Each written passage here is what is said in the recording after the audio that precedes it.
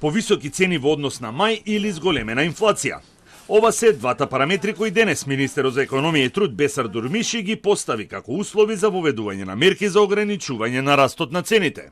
Кои мерки ќе се применат за сега не е познато и дали тие би биле краткорочни или на среден рок. Во моментов се чека на извештајот на пазарната инспекција која минатиот месец вршеше контроли во маркетите како и на статистика која треба да измери инфлацијата. Само за потсетување, пазарна соопшти дека во мај цените на лебот, млекото, брашното и маслото поскапеле до 7%, но кога станува збор за месото, пазарна измери 15% повисоки цени веднаш што мерките за ограничени маржи завршија.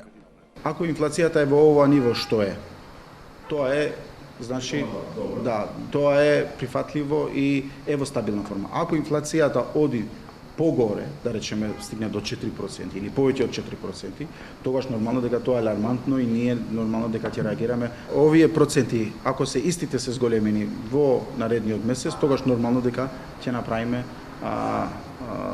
мерка која што со која мерка ќе им излеземе на пресрет на граѓаните и ќе ги намалиме цените на овие производи. Министерот Дурмиши тврди дека иако рокот до 30 јуни е испуштен бидејќи не се исполнети обврските како укинување на парафискалните давачки, средствата од планот за раст, речиси 12 милиони евра, ќе бидат повлечени, иако не даде одговор зошто рокот е испуштен. Оптимизирани се околу 28 парафискални давачки, се чека уште 3 за оптимизирани само 3 давачки кои се однесуваат на издавање на лиценци за алкохол. Кога станува збор за оперативниот план за вработување, податоците на економија се дека досега 6026 лица аплицирале за отворање на сопствен бизнис.